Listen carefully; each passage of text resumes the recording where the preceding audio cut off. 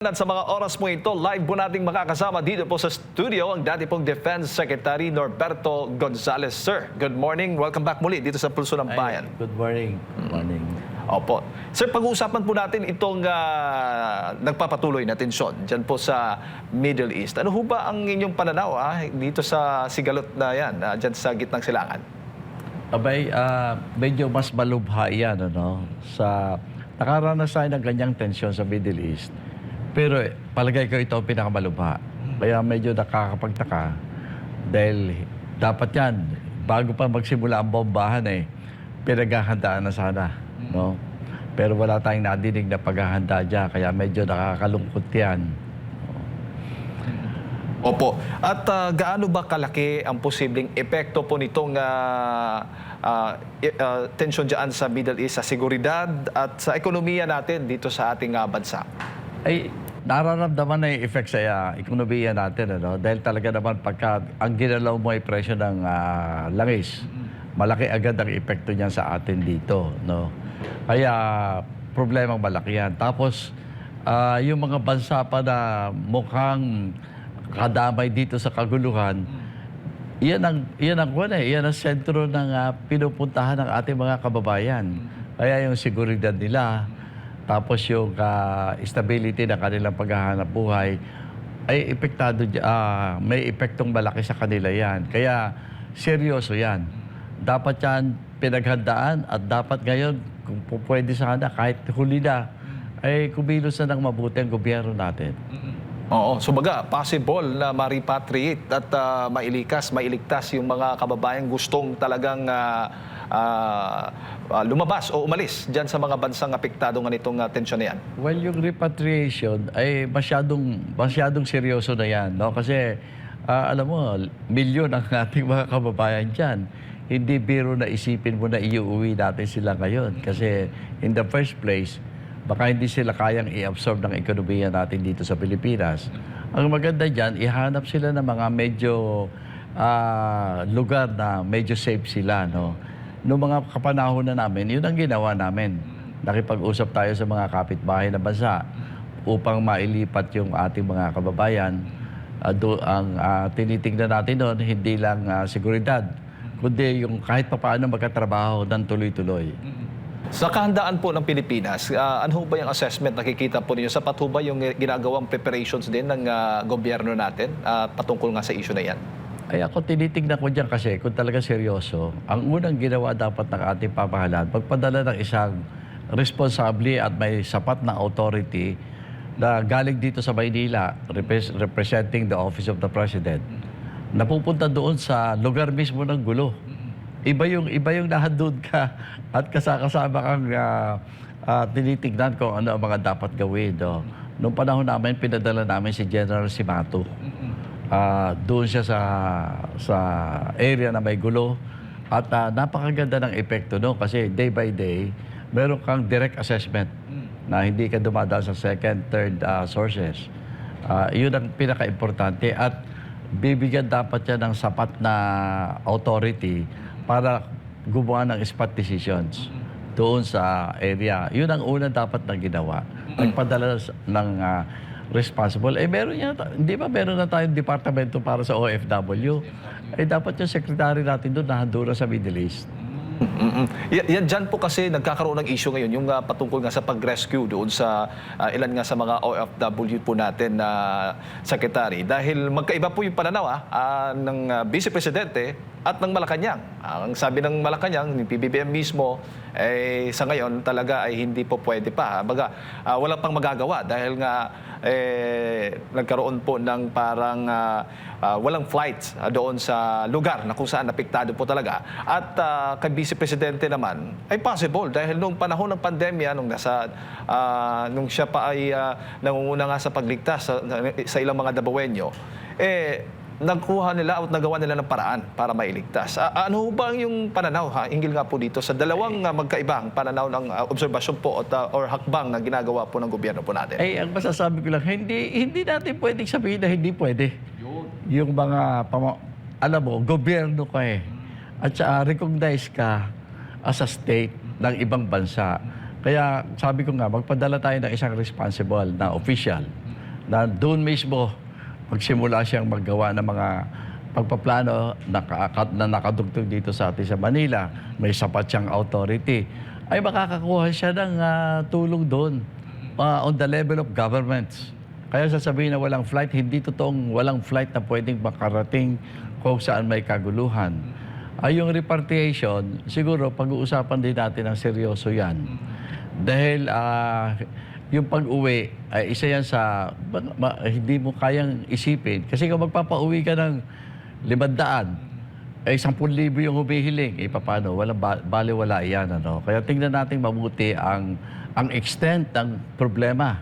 Ito monumental, itong problema na to. Hindi piraso-piraso lang at kapira-piragot ang mga ibibigay mong solusyon dito. Kaya kailangan isang napaka-responsable na dala ang authority ng Malacanang na pupunta doon sa pinagagawa ng gulo at i-assemble niya yung mga officials natin doon at bigyan ng direksyon. Opo, in fairness naman, may mga mangilan-ngilan naman na repatriate o natutulungan ng ating gobyerno sa pamamagitan po ng DMW at ng OWA sa kasunod na rin sa utos ng Pangulong Bongbong Marcos Jr. Sir Norberto. Ano naman ang dating po sa inyo na ganito po ang response ng gobyerno din? Okay naman na may natutulungan. Pero ito, huwag kang tutulong ng iilan-ilan. Dapat tinitignan natin kung gaano kalubha at kung gaano kalawak ang problema ng nangyayari sa kasalukuyan. At ang masasabi ko, hindi ito titigil kaagad. No? Kung huminto man ang putukan, may mga action pa rin mangyayari pagkatapos niyan. Kaya ito, dapat tinititigang mabuti. Kaya yung ipapadala nating responsible officials, kailangan may kasamang security official yan no, na nakakaintindi kung ano ang paghawak ng mga gulo na katulad niyan. Meron naman ang gobyerno natin dyan eh. May mga opisyal ako na nakikilala na nandiyan sa loob ng gobyerno na may sapat na kaalaman. Ang importante yung presidente natin ay mag-isip. At utusan niya na yun, dapat niyang utusan. Kung ayaw niyang pumunta sa Middle East, mag-utos siya ng mga nakakaintindi.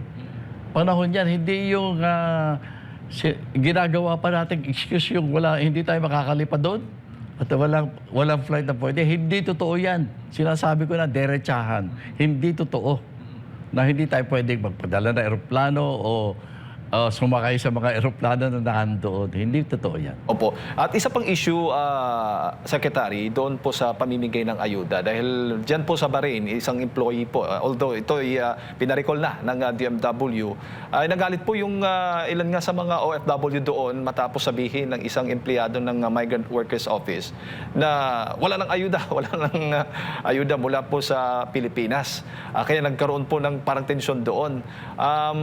Sa tingin po ninyo, papaano o dapat ganito ang aksyonan o itrato ng gobyerno ang mga ganitong mga sitwasyon? Yung mga nasa frontline natin, yung mga embassies, kailangan niya may sapat na pondo. No? Ang masasabi ko lang, kung minsan kasi mabagal ang pagre-release ng pondo galing sa regular funds. Pero ang balita natin, di ba bilyon-bilyon yung confidential at saka intelligence fund ng ating presidente. Kung talagang gusto niya tumulong sa ating mga kababayan sa Middle East, i-release niya yan. Kung sabihin niya na, may pinaglalaanan ako niyan eh. Di, pwede niyang intayin yung regular funds na i-replace yung kanyang mga i-release. Pero ang pinakamabilis na i-release, yung confidential at saka intelligence pa ng Pangulo. Balita ko, bilyon yan. Bigyan niya kaagad ng pera yung mga embassies. Alam mo, nakakapagtaka na nagkagulo tayong bigla eh. Walang emergency funding ang mga embassies natin doon sa mga... Kaya hindi makatulong yan, no? Kaya nakakaawa naman yung tinanggal. Kung minsan kasi mapapainit ang ulo mo dyan na walang-wala ka. Daming dumadaing sa harap mo. So po pwede palang ganun, Secretary? Oo, kasi ngayon parang pondo ata ng DMW. Kung hindi ako nagkakamali, kaya ito pinamimigay na ayuda. Pero po pwedeng kunin ng presidente mula sa kanyang confidential or intel funds kaya siya para sa doon, ayuda. Meron siya doon para sa mga emergency na katulad nito. Ito ay isang napakalubhang emergency. Walang magko-question sa Pangulo kung bigla niyang ipapadala yung kanyang mga tinatagong intelligence fund dyan. No? Padala niya. at pwede naman, malakas siya sa House at saka sa Senado, pwede naman yung kanyang mga inirelease na confidential fund ay palitan galing sa regular funds. Kasi pag regular, kailangan mo ng congressional action eh. Ay matagal yun. Ay patay na yung kabayo. Bago mo bigyan ng damo, ay mahirap yan. Ito ng emergency powers na hinihiling ng Pangulo, ayan ho ba yung sinasabi po ninyong makatutulong para mas maraming matulungan ang Pangulong Bongbong Marcos Jr. na apektado po nitong krisis sa Middle East? Subukan muna niyang ipadala yung kanyang emergency funds. No, meron yan eh. Meron yan. Ngayon, yung emergency na tinatawag, ako, maganda yan kung nagkakasundo ang mga namumuno ng bayan natin.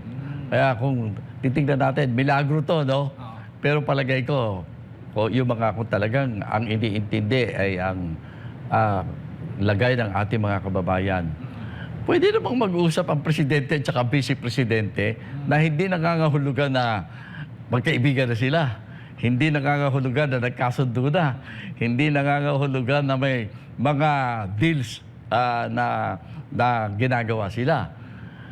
Linawin lamang na kailangan kumilos ng nagkakasundo-sundo ang lahat na matataas na pinuno ng ating pamahalaan sa laki ng problema na hinaharap ng ating mga kababayan. And you can do that not because nga yung mga sinabi ko. Pwede nilang sabihin na, oy, saka na natin na ituloy yung away natin pag-usapan natin kung ano ang mga nararapat gawin. At ako, tingin ko, safe ang bansa kung sa pagpapagawa ng mga emergency programs ay kaharap ang ating vice-presidente. Hindi po pwedeng sabihin na kaaway ko yan kaya hindi ko kukonsultahin. Ito ang panahon na itabi ang away at magkonsultahan. Ang isipin muna bago away ay yung makakabuting plano para sa mga kababayan na natin na sa kasulukuyan ay nasa gipit na kalagayan. Paano po ang timing, Secretary? Ang Pangulo nasa New York ngayon, kasalukuyang nasa New York at sa gitna nga ito ng tensyon sa Middle East at siyempre problema po natin dito sa taas presyo ng langis at iba pa.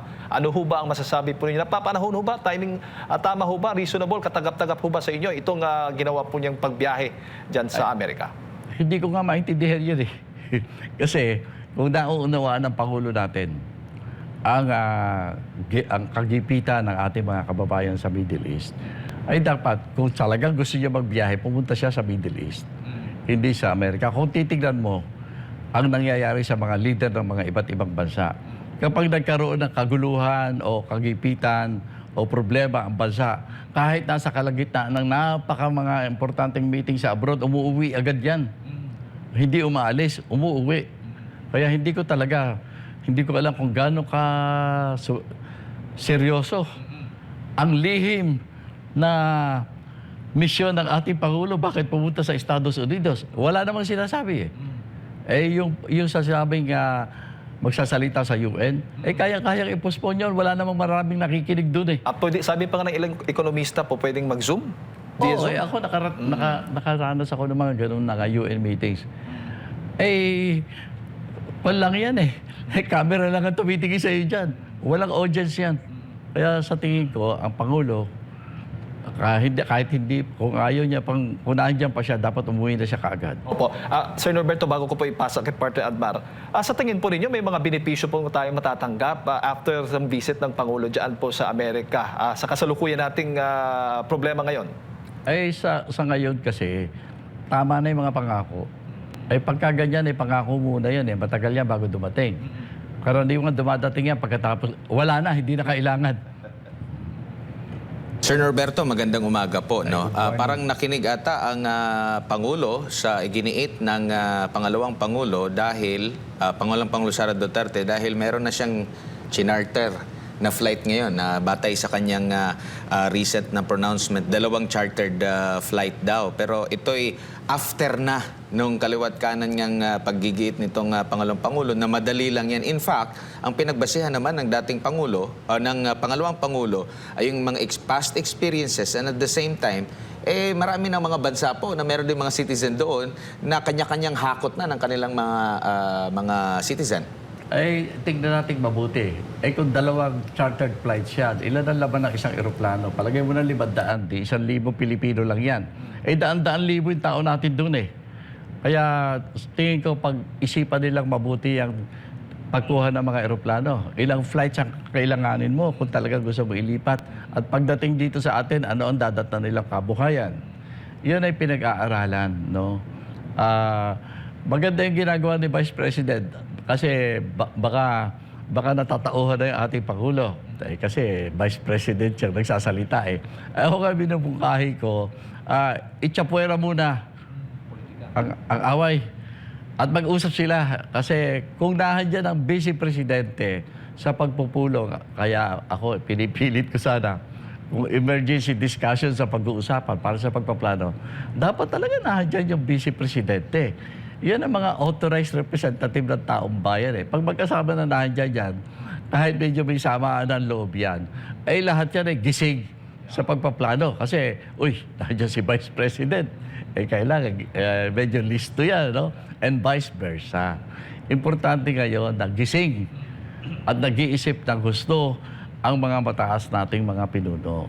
Kaya ako kung si Vice Presidente, sa bagay, mabait naman si Vice eh. Kaya baka siya na magbigay dyan.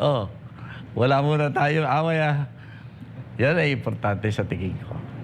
Opo, and dito po sa paninindigan, kasi sa ilalim ng ating konstitusyon, dapat meron tayong independent foreign policy po, no? Ginoong Norberto, no? Pero kung lubusan pong nagampanan natin yung pagiging independent natin, sa tingin nyo po, kakayanan na ma-absorb natin yung posibleng epekto? Yung parang wala tayong pinapanigan, lahat pantay-pantay yung tingin natin. Sa tingin nyo po, sa ganitong klase po ng crisis, kaya nating ma-absorb yung possible epekto? Kasi halimbawa ko lang po, kasi masyado ng leaning ngayon ang gobyerno sa Amerika. Pero may mga balita ngayon na yung mga sasakyan daw pandagat or mga cargo ships na from China or owned ng Chinese o yung all Chinese crew, nakakadaan daw dyan sa Strait of Hormuz po, no? So, kumbaga, malaking benepisyo or sa panahon ng pangangailangan, pwede tayong mag-request doon sa China or sa iba pang mga lugar na umalalay sa atin sa panahon ng ganito po. Kung pakikinggan natin yung public statements ng China, gusto nilang magkaroon ng usapan para magkaroon ng kapayapaan.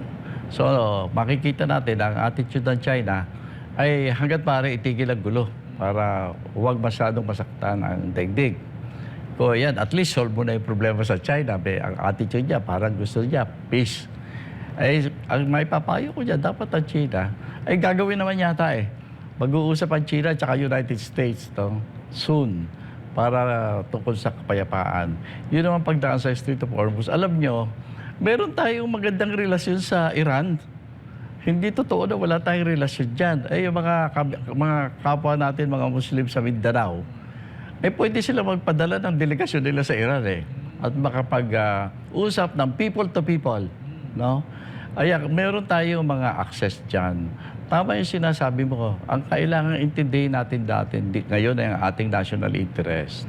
Kaya meron tayong mga kababayan, mga leader, na pwede pumunta sa Iran ng diretso. At sabihin na pwedeng padaanin yung ating oil. At hindi lang yan. Tayo ang presidente ng ASEAN ngayon Di ba? Nandito ating ang ASEAN. Alam mo, sa loob ng ASEAN may sources of oil. No? Kailangan pag-usapan ng ASEAN yung tungkol sa oil. At kung paano tayo magkakaroon ng supply. Nandiyan ang Brunei, nandiyan ang Indonesia. Yung Indonesia, importante sa atin. Kasi hindi lang naman gas at saka ang ating kailangan. Kailangan din natin ng coal para patakbuhin. Mga tao kasi nga nagsasabi, mamili tayo ng electric cars para walang gasolina kailangan. Pero electric cars, nakakailangan ng electricity na i-generate ng ating mga energy sources na iba. Coal ang pinagagalingan. Yan ay Indonesia.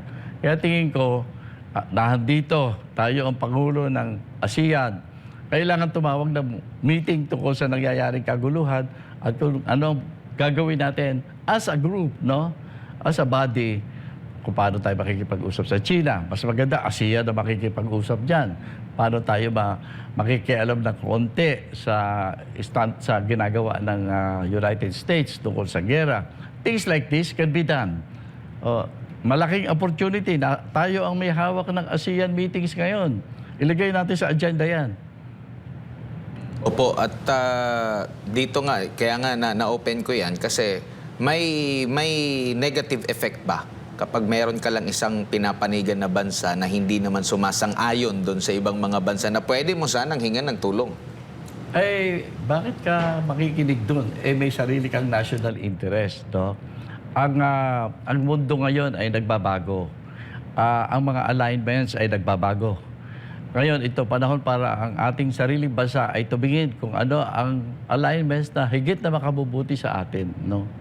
Yan, ang payo ko dyan ay palakasin natin ang ating pakikipag-ugnayan sa ASEAN. May mga ibang sulok ng daigdig na kung ayaw mo sa Amerika, hindi naman nangangahulugan pupunta ka sa China and vice versa. Pwede natin tignan ng Europa. Pwede natin tignan ng Japan, ang South Korea, ang Australia. Marami tayong pwede kausapin kung kinakailangan nang hindi malalagay sa alanganin ang kondisyon ng ating security. Opo, balikan ko lang yung naging speech din niya sa UN patungkol po sa mga kababaihan. Parang hindi siya tugma kasi ang pangalawang pangulo babae, tapos ang nagsalita doon ang pangulo po, no? At ang nababanggit din nga wala ring mga heads of state din daw doon sa lugar na yun. And at the same time, sa ilalim ng kanyang administrasyon, natatag na grabe yung panggigipit ngayon sa babaeng pangalawang pangulo po, Secretary. Kaya nga, alam mo, pinakamagandang dapat gawin ng Pangulo, umuwi na siya. Umuwi na siya kaagad at intindihin niya yung talagang problema. Alam mo, yung problema ng kababaihan, isa tayo sa mga bansa na talagang unang-una, hindi naman natin inaapi ang mga kababaihan natin in general, di ba? Nire-respeto natin ang kanilang mga rights. Kaya dito sa atin, yung problema ng kababaihan, pwedeng pag-usapan dito yan. At baka maging modelo pa nga tayo ng daigdig sa bagay na yan. Opo, dito naman po sa ating national security na usapin po, kasi marami pong mga analyst na nagsasabi na tila mensahe itong ginagawa ng Estados Unidos sa kanyang mga katunggaling bansa na pwede naming gawin ito, may kaya naming gawin ito, parang mensahe. Like, alam naman natin ng mga katunggaling bansa ng Estados Unidos, andyan yung Russia, andyan din po yung China. At hindi rin po nawawala doon sa senaryo yung involvement ng Estados Unidos sa sariling conflict between China at Taiwan po. Pero marami pong nangangamba dahil may mga EDCA sites po tayo dito na sinasabing nagiging military base na ng mga Amerikano. Meron din sinasabi nila na hindi raw governed by daw ito ng Armed Forces of the Philippines, pero hindi makapasok at hindi rin ma-inquire na kahit ng ating gobyerno kung ano po yung nandun yung mga pangamba po. Ano pong masasabi niyo po dito? Alam niyo, ang malungkot, isa lang tayong maliit na bansa at hindi masyadong nire-respeto ng mga malalaking bansa. Kaya pag nag-uusap yung mga yan, hindi nangangahulugan na isasama nila sa agenda, baka naman magalit ang Pilipinas o magtampong Pilipinas. Hindi nila pinag-uusapan yan. Yung interest nila ang tinitingnan nila dyan. Sa tingin ko mag-uusap ang China at saka Amerika. Ano ang epekto ng pag-uusap nila sa atin? Tingin ko wala naman. Kasi for example, natatakot tayo na bubombahin dahil sa presence ng EDCA sites. Ang masasabi ko ganito, kapag naisip ng China na makabubuti sa kanilang national interest ang pagbobomba ng Pilipinas, with or without EDCA sites, bubombahin tayo ng China. Hindi tayo ganun ka-importante Kaya sa akin, hindi ko masyadong, pasensya na, hindi ko masyadong tinitignan yung EDCA sites na yan. Kasi, unang-una, kung talagang tayo malakas ang loob, pwede naman natin sabihin ng Amerikano, hindi, nasa treaty natin na sinasabi nyo na ang EDCA sites ay pag-aari ng Pilipinas, pwede ba umuwi na muna kayo? Pwede natin gawin yan kung gusto-gustuhin natin. Nasa rights natin yan. Pero, ewan ko, kung hindi matino at hindi malakas ang ating pamahalaan, yung mga importanteng desisyon para ma-assert natin ang ating independence at pagkakaroon ng tunay na sinasabi nating independent foreign policy. Hindi mangyayari yan kapag mahina gobyerno natin. Kaya sa tingin ko, pinaka-importante na ating pagtuunan ng pasin, ayusin at palakasin ang ating sariling pamahalaan. Ang ating sariling depensa dapat nililigyan natin.